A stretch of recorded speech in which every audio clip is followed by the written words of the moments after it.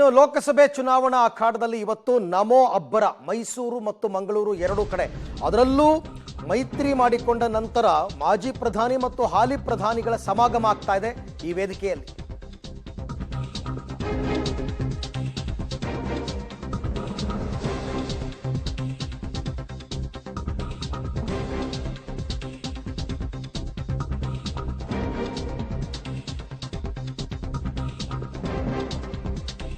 ಒಂದೇ ವೇದಿಕೆಯಲ್ಲಿ ಇಬ್ಬರು ಮೈತ್ರಿ ಬಿಗ್ ಬಾಸ್ಗಳ ಪ್ರಚಾರ ಇವತ್ತು.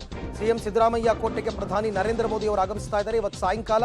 ಇವತ್ತು ನರೇಂದ್ರ ಮೋದಿ ಮತ್ತು ದೇವೇಗೌಡರ ಸುನಾಮಿ ಕ್ಯಾಂಪೇನ್ ಮೈಸೂರಿನಲ್ಲಿ. 4 ಹೈ ವೋಲ್ಟೇಜ್ ಕ್ಷೇತ್ರಗಳೇ ಟಾರ್ಗೆಟ್. 4 ಕ್ಷೇತ್ರಗಳನ್ನು ಇಟ್ಕೊಂಡು ಪ್ರಚಾರವನ್ನು ಆ ದೃಷ್ಟಿಯಲ್ಲಿ ಪ್ರಚಾರವನ್ನು ಮಾಡ್ತಾ ಇದ್ದಾರೆ. ಚಾಮರಾಜನಗರ, ಮೈಸೂರು, ಮಂಡ್ಯ ಮತ್ತು ಹಾಸನ ಈ 4 ಕ್ಷೇತ್ರಗಳನ್ನೂ ಗೆಲ್ಲಬೇಕು ಅಂತ ಈಗಾಗಲೇ ತೀರ್ಮಾನಕ್ಕೆ ಬಂದಿದ್ದಾರೆ. ಅದರಲ್ಲಿ ಮೈತ್ರಿ ಪಕ್ಷ JDS ಕೂಡ ಸೇರ್ಕೊಂಡಿದೆ. ಯಾಕೆಂತಂದರೆ ಹಾಸನ ಮತ್ತು ಮಂಡ್ಯದಲ್ಲಿ JDS ಸ್ಪರ್ಧೆ ಮಾಡಿರ್ತಕ್ಕಂಥದ್ದು. ಆ 2 ಕ್ಷೇತ್ರಗಳು ಜೊತೆಗೆ ಚಾಮರಾಜನಗರ ಮತ್ತು ಮೈಸೂರು ಈ ಎಲ್ಲ ಕ್ಷೇತ್ರಗಳನ್ನು ಕೂಡ ಕಬ್ಜಾ ಮಾಡಿಕೊಳ್ಬೇಕು ಅಂತ ಪಣ ತೊಟ್ಟಿರ್ತಕ್ಕಂಥ BJP ನರೇಂದ್ರ ಮೋದಿ ಅವ್ರನ್ನ ಈಗ ಮೈಸೂರಿಗೆ ಕರೆಸ್ತಾ ಇದ್ದಾರೆ.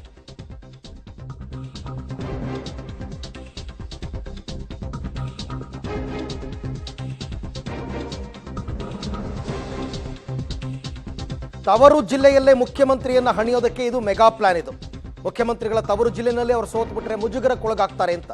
ಹಾಗಾಗಿ ಒಂದೇ ವೇದಿಕೆಯಲ್ಲಿ ಕಾಣಿಸ್ಕೊಳ್ತಾ ಇದ್ದಾರೆ ಮೋದಿ ಮತ್ತು HDD. ಐತಿಹಾಸಿಕ ಸಮಾವೇಶ ಮಾಡೋದಕ್ಕೆ ದೋಸ್ತಿ ಪಡೆ ಪ್ಲಾನ್ ಮಾಡಿದೆ. Target Siddaramaiah, old Mysuru. ಒಂದು ಸಮಾವೇಶ, 4 ಲೋಕಸಭಾ ಕ್ಷೇತ್ರಗಳ ಮೇಲೆ ಫೋಕಸ್. ಮೈಸೂರು, ಕೊಡಗು, ಚಾಮರಾಜನಗರ, ಮಂಡ್ಯ ಮತ್ತು ಹಾಸನ ಲೋಕಸಭಾ ಕ್ಷೇತ್ರಗಳಲ್ಲಿ ಮತಬೇಟೆ ನಡೆಯುತ್ತೆ. ಸಮಾವೇಶದಲ್ಲಿ 4 ಕ್ಷೇತ್ರಗಳ ಮೈತ್ರಿ ಪ್ರಮುಖರ ಕಡ್ಡಾಯ ಹಾಜರಿಗೆ ಸೂಚನೆ ಕೊಟ್ಟಿದ್ದಾರಂತೆ.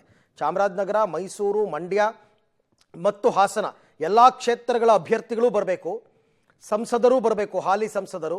ಈ ಎಲ್ಲ ಸೂಚನೆಗಳು ಹೋಗಿದೆ.